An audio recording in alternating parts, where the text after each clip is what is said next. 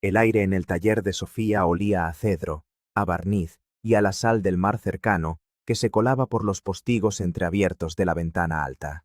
Era un aroma que era a la vez su refugio y su herencia, la alquimia de su vida entera contenida en el polvo de madera que flotaba, casi visible, en los rayos dorados del sol de Alamarina.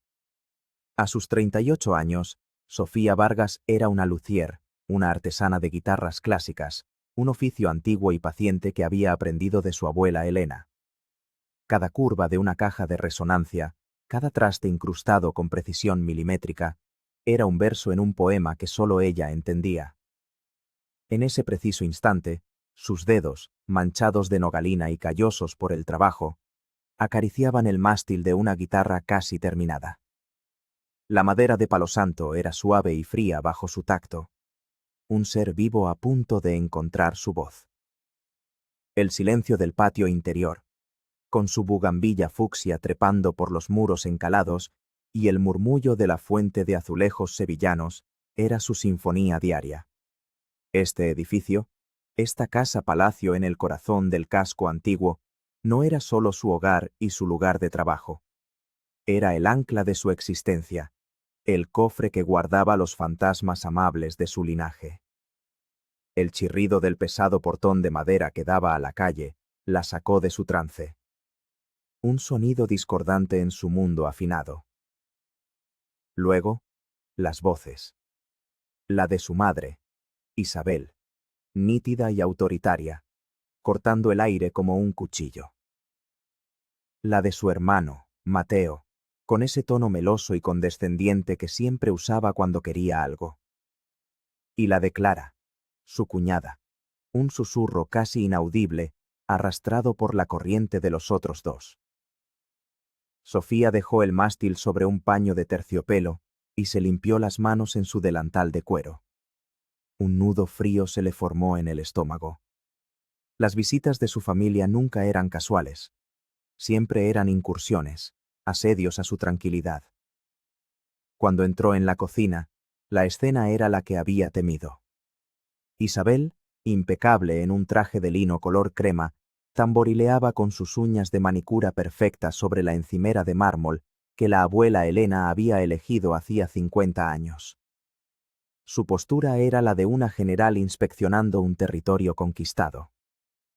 Mateo, de pie a su lado, con una sonrisa que no le llegaba a los ojos, rodeaba con un brazo a Clara, que parecía encogerse bajo su contacto.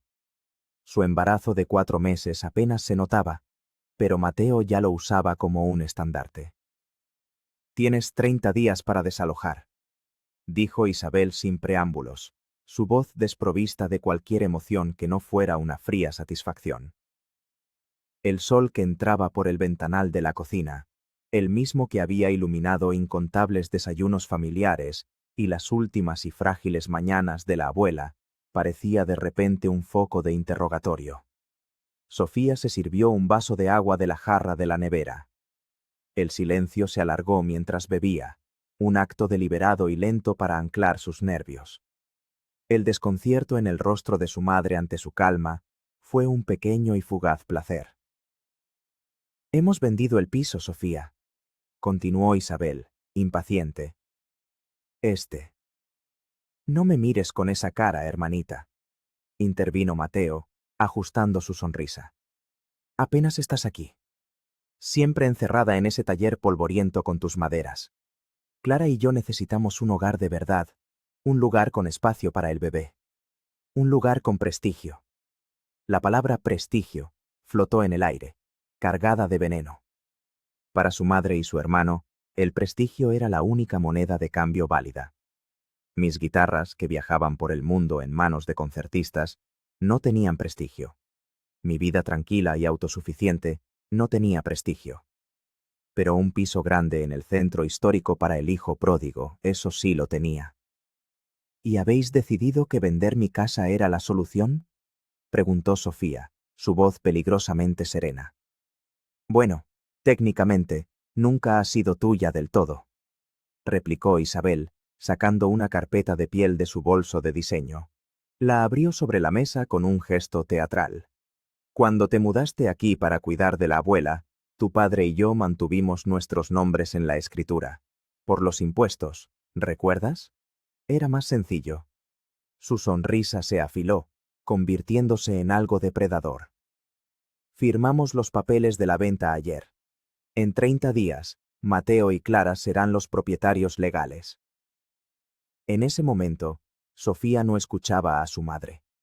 Escuchaba el eco de otra voz, la de su abuela Elena, sentada en esa misma cocina unas semanas antes de morir. Su cuerpo era frágil, pero su mirada era tan lúcida como siempre. Intentarán quitártelo, mi niña, le había advertido, mientras sus manos artríticas apenas podían sostener la taza de manzanilla. Tu madre nunca me perdonó que no le cediera el edificio entero cuando se casó con tu padre.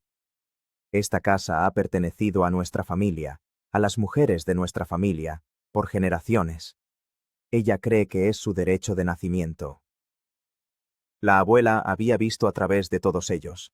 Había visto la ambición hueca de Isabel, la pereza disfrazada de emprendimiento de Mateo, y la forma en que ambos consumían la vida de quienes los rodeaban.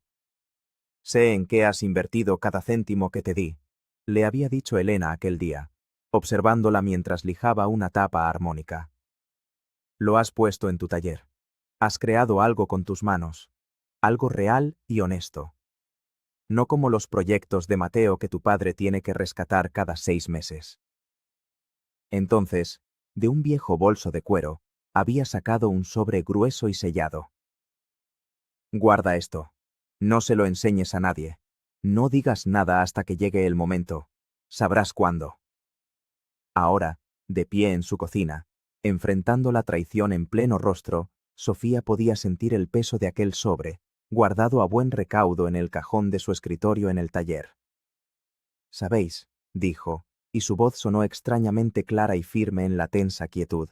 «Creo que hay algo que deberíamos discutir».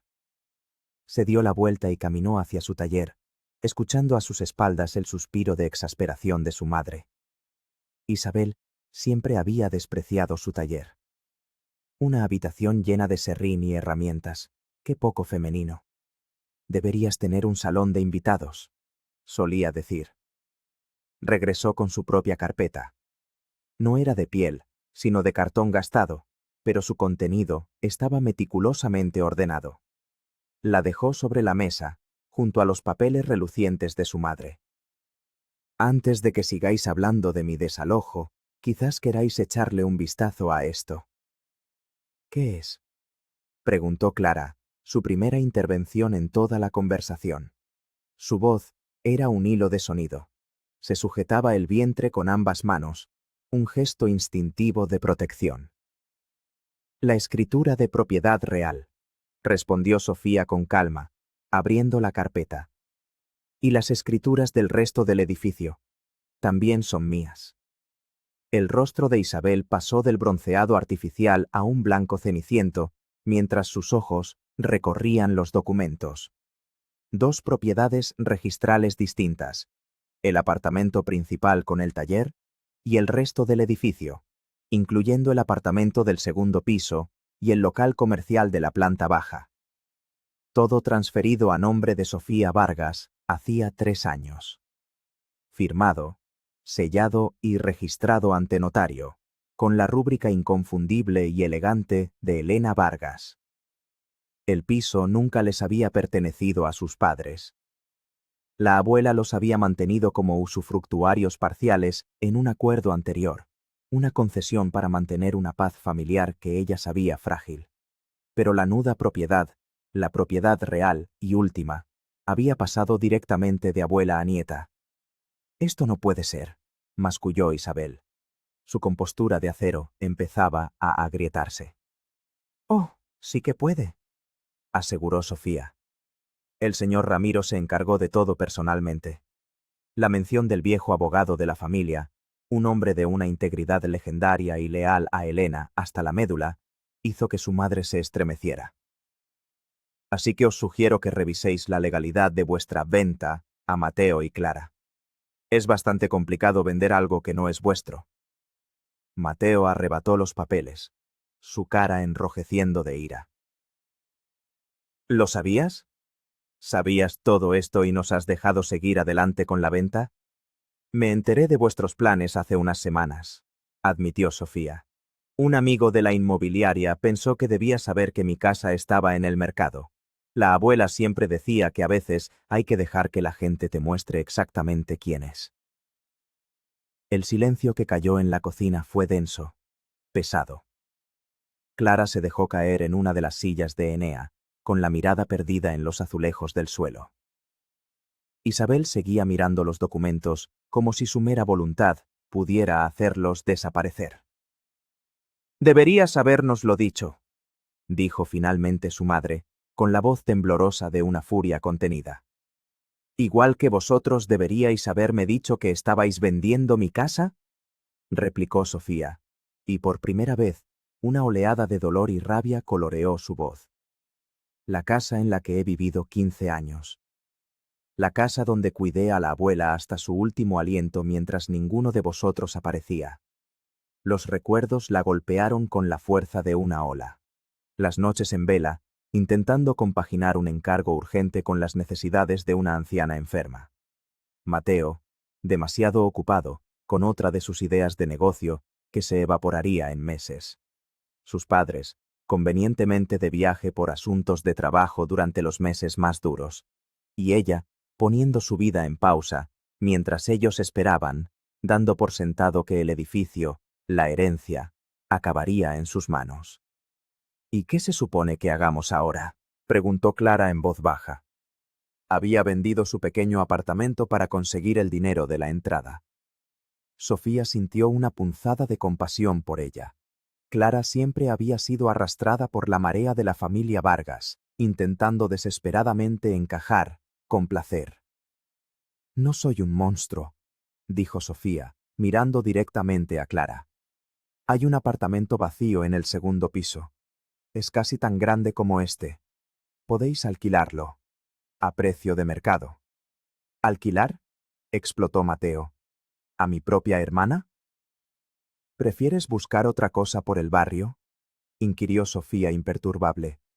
Creo que en el complejo nuevo de la Plaza de las Flores todavía quedan pisos. Claro que un 2 dormitorios allí cuesta el doble de lo que yo os pediría. Isabel se levantó bruscamente, recogiendo sus papeles con manos temblorosas. Esto no ha terminado, espetó, pero la amenaza sonó hueca, vacía de su autoridad habitual. La abuela no tenía derecho. Tenía todo el derecho del mundo, la interrumpió Sofía, su voz resonando con una fuerza que no sabía que poseía. Era su legado, y ella decidió a quién dejárselo. Ahora, si me disculpáis, tengo una reunión con el administrador. Vamos a actualizar el sistema de seguridad de todo el edificio. Los vio salir, uno por uno. Mateo ni siquiera la miró. Clara se detuvo un instante en la puerta, como si quisiera decir algo, pero luego negó con la cabeza y siguió a su marido. La última fue su madre. Se quedó parada en el umbral, su silueta recortada contra la luz brillante del patio.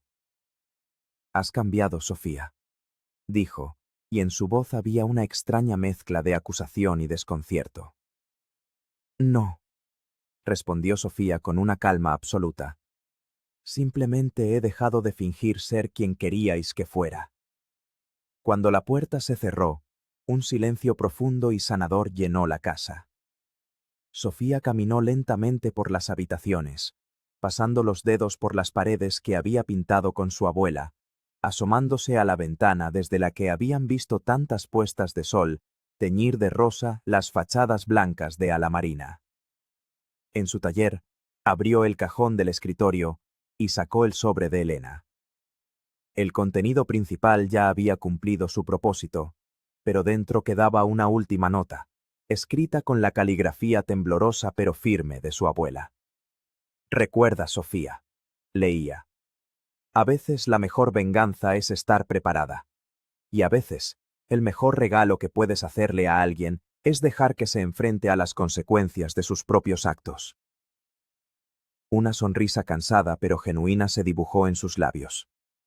La abuela lo había previsto todo.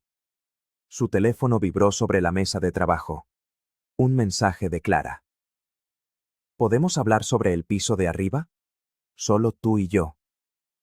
Quizás, solo quizás, de toda aquella podredumbre podría brotar algo bueno. Pero primero, el sistema de seguridad. Como decía la abuela, estar preparada significaba seguir estándolo.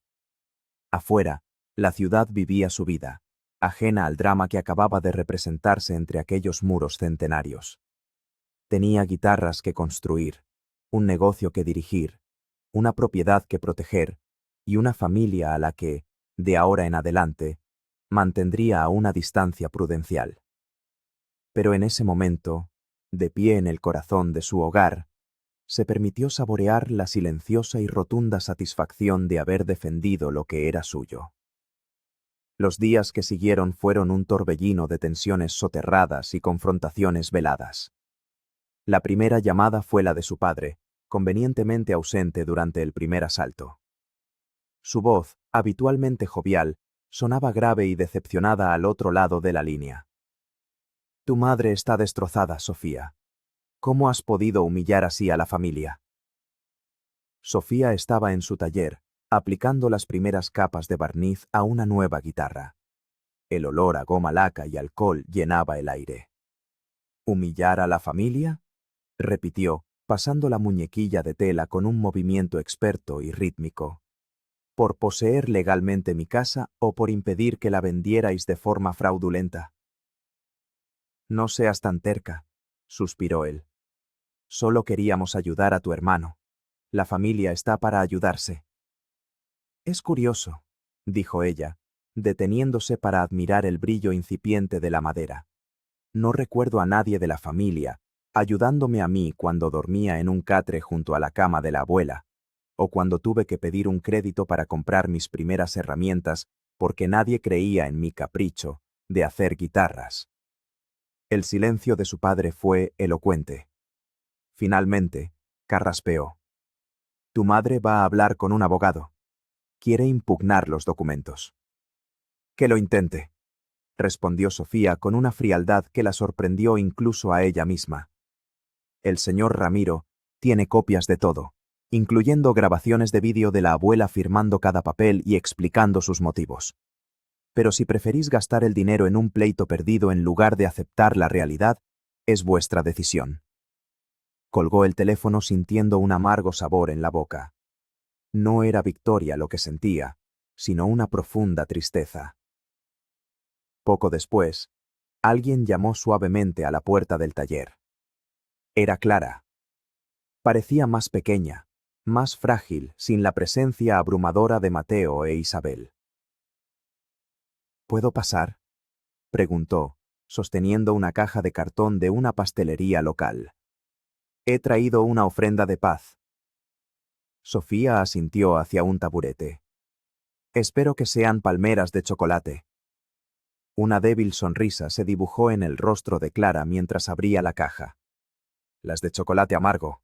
Recuerdo que dijiste que eran lo único que podía arreglar un mal día. Se sentaron en un silencio cómodo, roto solo por el crujido del hojaldre y el aroma del barniz.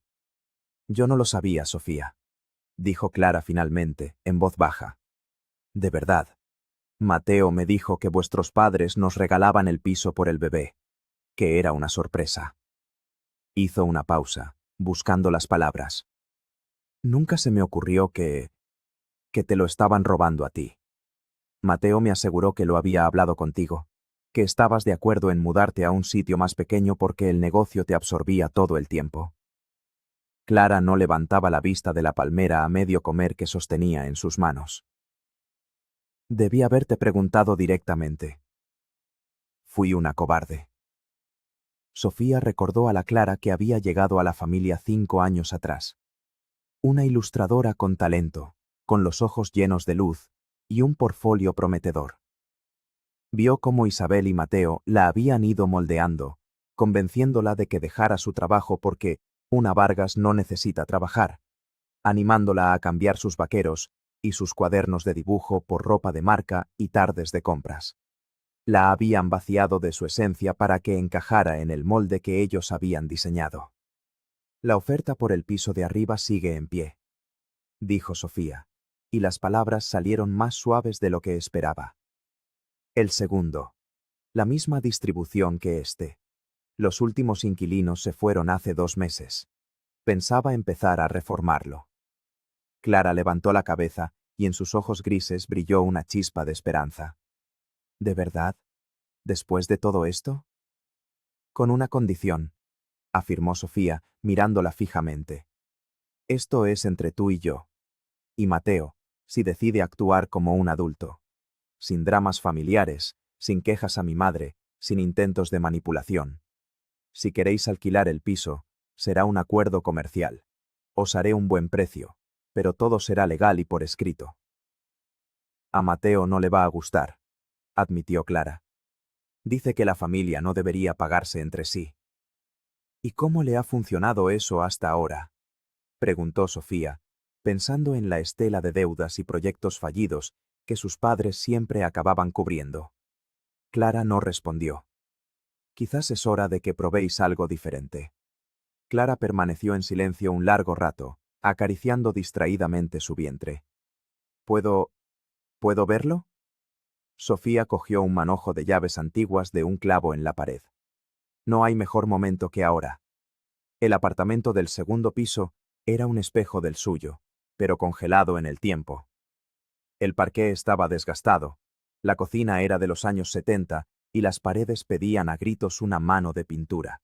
Pero la luz era magnífica. Los mismos ventanales altos que daban al patio interior inundaban las estancias de una claridad dorada. La estructura, el alma del lugar, era sólida y hermosa. «Es precioso», susurró Clara, pasando una mano por una moldura de escayola del techo. «Incluso así, es precioso». «Necesita mucho trabajo», reconoció Sofía. «Pero como te he dicho, ya pensaba hacerlo. Si te interesa, podrías elegir tú misma los acabados. Los azulejos de la cocina, el color de las paredes. Podríais hacerlo vuestro de verdad».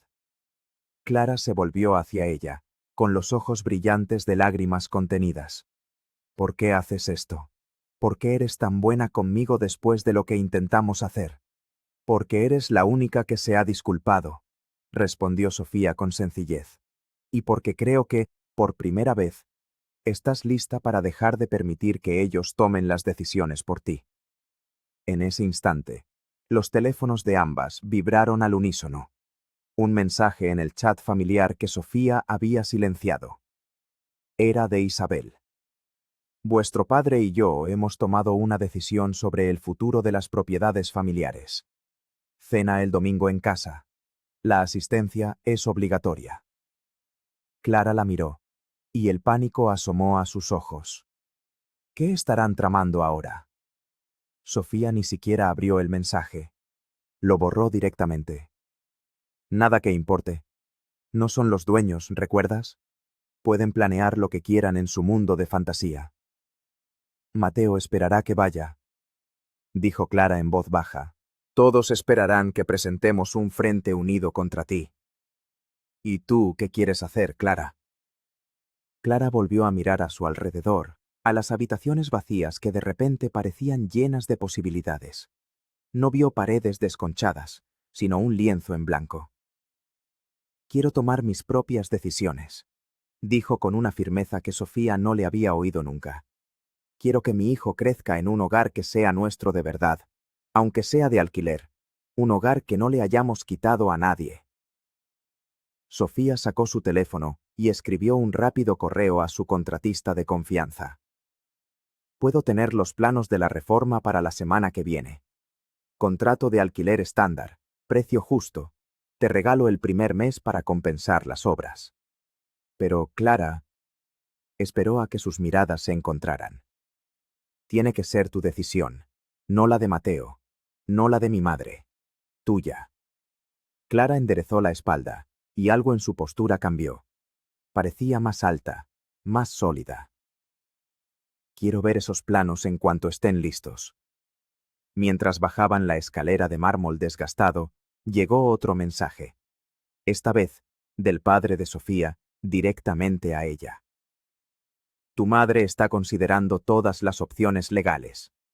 No nos obligues a llegar más lejos. Sofía se lo enseñó a Clara. Ella negó con la cabeza, una sombra de sonrisa triste en sus labios. No saben cuándo parar, ¿verdad? No, convino Sofía, pero van a tener que aprender.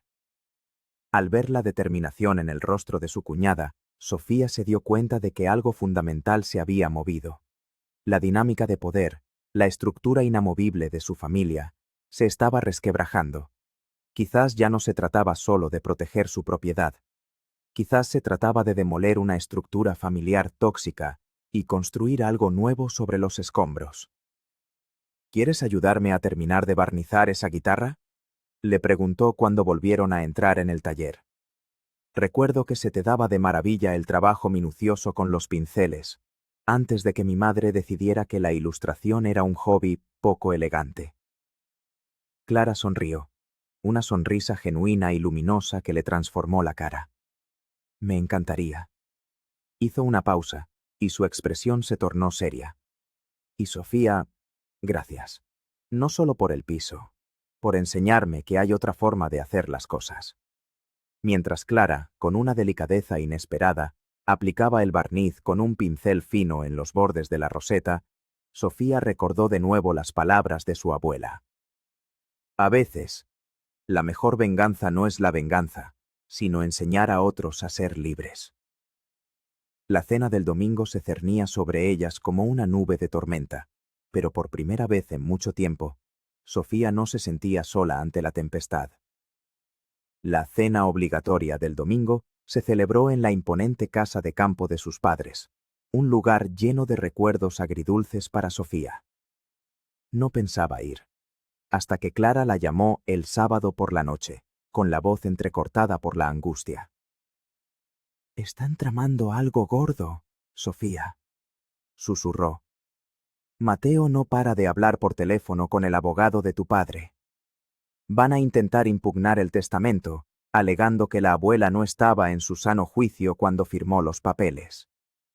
Sofía estaba en su taller, contemplando una fotografía en blanco y negro de ella y su abuela el día que inauguró su pequeño negocio. Elena sonreía, orgullosa. «Que lo intenten», respondió con calma. «El señor Ramiro tiene las grabaciones». La abuela sabía perfectamente lo que hacía. «Eso no es todo», continuó Clara, su voz apenas un murmullo. «Quieren usar mi embarazo. Van a argumentar que, como futura familia, tenemos más necesidad y derecho a la propiedad. Mateo no sabe que te lo estoy contando». Sofía cerró los ojos un instante. La bajeza de la estrategia la dejó sin aliento. Pero la valentía de Clara la conmovió profundamente. Por primera vez, estaba eligiendo un bando, y no era el de su marido. «Gracias por avisarme, Clara». «¿Vendrás mañana?», preguntó ella. «Sí», dijo Sofía con firmeza, «y no iré sola». El domingo era un día de otoño perfecto, con el cielo de un azul intenso y el aire fresco y limpio. Al llegar a la finca, vio los coches de sus tíos y primos aparcados junto al de sus padres. Habían convocado a todo el clan para el juicio público. Dentro, la tensión era palpable. Isabel presidía el salón desde su sillón favorito, como una reina en su corte. Su padre estaba de pie detrás de ella, una sombra silenciosa. Mateo caminaba de un lado a otro, nervioso. El resto de la familia ocupaba los sofás, con expresiones que iban de la curiosidad morbosa al apoyo incondicional a sus padres. Clara estaba sentada un poco apartada. Cuando sus miradas se cruzaron, asintió casi imperceptiblemente. «Sofía», dijo Isabel con una frialdad glacial. «Qué bien que hayas decidido unirte a la familia». «No me lo habría perdido por nada», replicó Sofía, quedándose de pie cerca de la puerta. A su lado, un hombre de aspecto serio y con un maletín observaba la escena con interés profesional. Era el señor Ramiro. Aunque sigo sin entender el propósito de esta reunión. El asunto de la propiedad está zanjado. Su padre dio un paso al frente, sosteniendo una carpeta. Hemos estado revisando las circunstancias de las decisiones de tu abuela. A nuestro abogado le preocupa su estado mental en sus últimos meses. ¿De verdad?, inquirió Sofía. Esos mismos meses en los que yo la cuidaba día y noche mientras todos vosotros estabais muy ocupados. La engañaste, espetó Mateo, deteniéndose en seco. La pusiste en nuestra contra cuando era más vulnerable. Antes de que Sofía pudiera responder, la voz de Clara, clara y firme, resonó en la sala. No, no lo hizo. Yo también estuve allí, Mateo, ¿recuerdas? En esas tardes en las que tú nunca aparecías. Elena estaba perfectamente lúcida, más lúcida que todos nosotros. Sabía exactamente lo que hacía y por qué lo hacía. Un silencio sepulcral cayó sobre el salón. Mateo miró a su esposa como si la viera por primera vez, con una mezcla de shock y furia. Clara, siéntate. Esto no es asunto tuyo. Claro que lo es, dijo ella, poniéndose en pie y caminando hasta situarse al lado de Sofía. Es asunto mío cuando intentas usar a nuestro hijo nonato para robarle su casa a tu hermana. No voy a ser cómplice de esto. El rostro de Isabel se ensombreció. Clara, querida, estás alterada. Son las hormonas. No te atrevas a invalidarme con esa excusa. La cortó Clara con una dureza que dejó a todos boquiabiertos. Sofía nos ha ofrecido una solución justa, un piso precioso, un alquiler razonable, la oportunidad de construir nuestro propio hogar. Pero eso no es suficiente para vosotros, ¿verdad? Lo queréis todo. El control, el poder y la humillación de Sofía. Sofía le hizo una seña al señor Ramiro. Él abrió su maletín y conectó un pequeño proyector a una tableta. Antes de que sigáis adelante con vuestras acusaciones, dijo Sofía, mientras la pared blanca del salón se iluminaba, creo que deberíais ver esto. Apareció el rostro de la abuela Elena, grabado en alta definición. Estaba sentada en su sillón, en la biblioteca de la casa de Alamarina. Se la veía frágil, pero su voz era fuerte. Grabo esto, decía, mirando directamente a la cámara, porque conozco a mi hija Isabel y a mi nieto Mateo. Sé que cuando yo no esté, intentarán hacerse con el control de todo. El edificio de Alamarina no es solo un conjunto de ladrillos, es un legado de independencia, de trabajo y de arte, un legado que Sofía entiende y que ellos nunca han valorado. El vídeo continuó, mostrando a Elena explicando con una claridad meridiana sus razones para dejarle todo a Sofía, detallando cada una de las inversiones fallidas de Mateo que ella había tenido que cubrir, y la indiferencia de Isabel hacia sus cuidados. El clímax fue la grabación de la firma de todos los documentos ante el señor Ramiro y dos testigos, donde Elena afirmaba en voz alta y clara estar en plenas facultades mentales. Cuando la pantalla se quedó en negro, nadie en la sala se movía. Y hay más, añadió el señor Ramiro, abriendo una carpeta sobre la mesa de centro. Informes médicos que certifican su plena capacidad cognitiva hasta la última semana. Declaraciones juradas de sus médicos y enfermeras. El testimonio de los otros inquilinos del edificio. ¿Hasta dónde queréis llevar esto? Porque estamos preparados. El padre de Sofía dejó caer su propia carpeta al suelo. Isabel parecía haber envejecido 10 años en 10 minutos, pero la reacción más intensa fue la de Mateo. Tú lo sabías, dijo, mirando a Clara con los ojos encendidos de traición. Sabías lo del otro piso. Has estado hablando con ella a mis espaldas. Clara sostuvo su mirada sin pestañear. Sí, porque es la única que ha dicho la verdad en todo este tiempo. La única que nos ha ofrecido una oportunidad real. Sin mentiras, sin manipulaciones.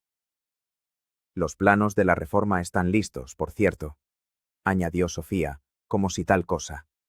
Si todavía os interesa. Pero esto se acaba aquí. No más amenazas. No más reuniones familiares para juzgarme. El edificio es mío. Es mi responsabilidad. Y es mi decisión final. Isabel se levantó, temblando.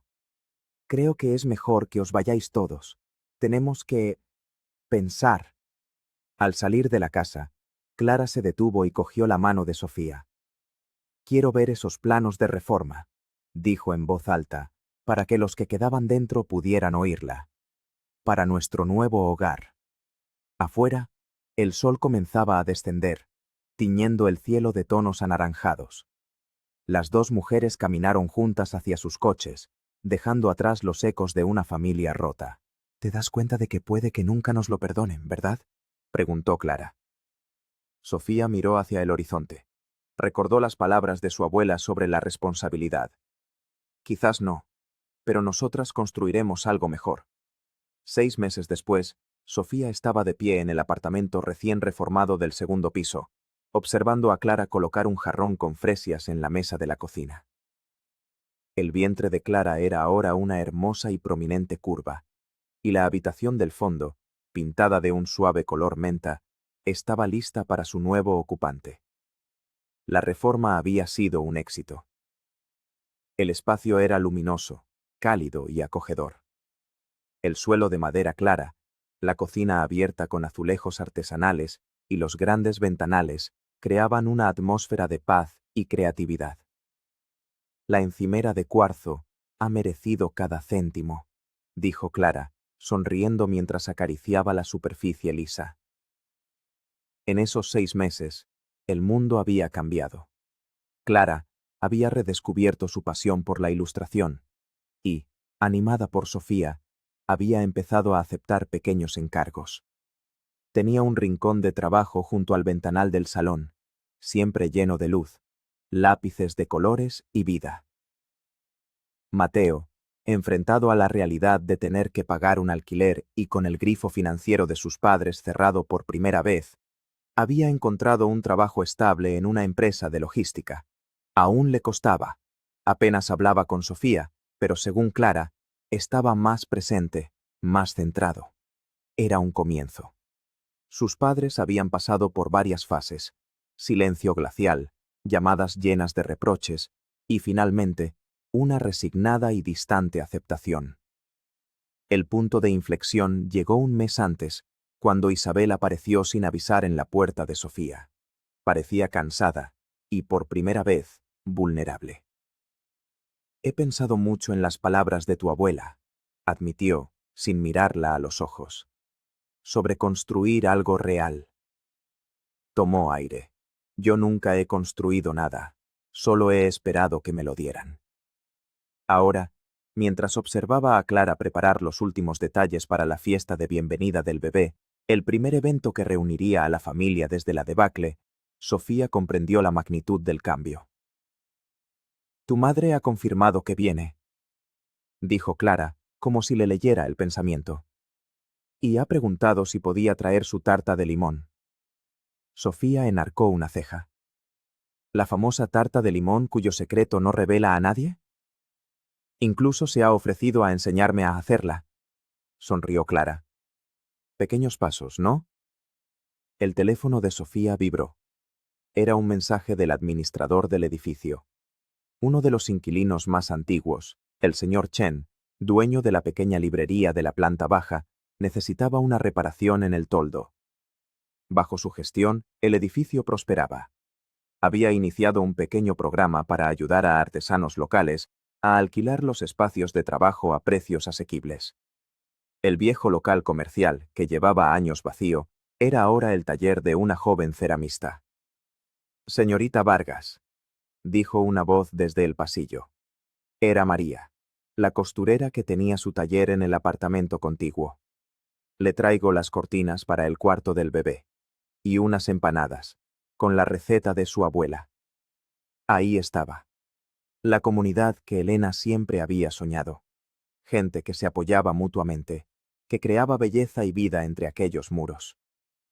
Mientras Clara y María charlaban animadamente sobre telas y recetas, Sofía se escabulló de vuelta a su apartamento. En su taller, abrió el cajón y volvió a sacar la última nota de su abuela. El papel estaba un poco más gastado, pero las palabras seguían siendo un faro. Una propiedad no son solo paredes y un techo, Sofía. Es crear un espacio para que la gente crezca, para que florezcan comunidades. Tú entiendes esto de una forma que tu madre nunca pudo. Llamaron a la puerta. Al levantar la vista, se sorprendió al ver a Mateo. ¿Podemos hablar?, preguntó. Parecía incómodo, pero decidido. Se sentaron en la cocina donde todo había comenzado. Mateo miró fijamente su taza de café, buscando las palabras. Clara, dijo finalmente. Está más feliz de lo que la he visto nunca. El piso, su trabajo con la ilustración, la forma en que le contesta a mamá. Levantó la vista, y sus ojos se encontraron con los de Sofía. No me daba cuenta de lo mucho que nos estábamos asfixiando todos con sus expectativas. Y yo... Sofía esperó en silencio. Estoy aprendiendo, admitió él, y la palabra pareció costarle un gran esfuerzo. Un trabajo de verdad, responsabilidades de verdad. Es duro. Pero es... mejor. Respiró hondo. Lo siento, Sofía, por intentar quitarte tu casa, por todo.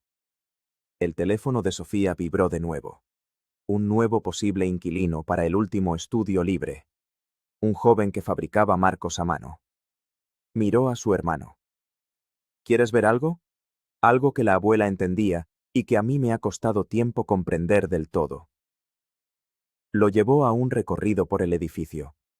Le presentó a María en su taller de costura, lleno de telas de colores, al señor Chen en su librería, que olía a papel viejo y a historias, a la joven ceramista, con las manos manchadas de arcilla y los ojos brillantes de pasión.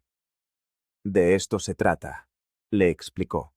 No es solo poseer, es construir, crear un ecosistema donde la gente pueda prosperar, donde puedan ser independientes. Mateo no dijo nada, pero observaba todo con una nueva atención. Como Clara con sus dibujos, dijo por fin, casi para sí mismo. Como tú con tus guitarras. Exacto, asintió Sofía. Este lugar nunca fue solo un piso, era una oportunidad. Esa tarde, durante la fiesta, la casa palacio bullía de vida. La familia estaba allí, un poco incómoda, un poco distante, pero presente. Sus tíos y primos, que la habían mirado con desconfianza, ahora la felicitaban por la reforma. Su padre charlaba animadamente con el señor Chen sobre libros de historia. E Isabel, su madre, estaba en la cocina con Clara, explicándole pacientemente el secreto para que el merengue de la tarta de limón quedara perfecto. Sofía se quedó un momento en el patio, bajo la bugambilla, observando la escena. Vio a Mateo acercarse a la ceramista y preguntarle por su trabajo. Vio a sus amigos mezclarse con los inquilinos. Vio a su familia, no curada, pero sí en proceso de cicatrización. El sol de la tarde se filtraba a través de las hojas, dibujando patrones danzantes en los azulejos. El murmullo de las conversaciones, las risas, el tintineo de los vasos. Todo se mezclaba con el sonido suave de la fuente. Se dio cuenta de que la abuela le había dejado mucho más que un edificio. Le había dejado la oportunidad de redefinir lo que significaba la palabra familia. No como algo basado en la sangre y la obligación, sino en el respeto, el apoyo y la creación compartida. Mirando los dos apartamentos principales, el suyo y el de Clara y Mateo, ya no veía una línea divisoria, sino un puente. Un puente que había costado construir, sí, pero que ahora se erigía sólido y prometedor. El legado de Elena no estaba en las escrituras guardadas en un cajón, sino en el aire vibrante de aquel patio, en las vidas que se entrelazaban y florecían bajo aquel techo. Y Sofía, la luthier, la guardiana silenciosa, supo con una certeza absoluta que la melodía de aquella casa, su casa, apenas acababa de empezar a sonar.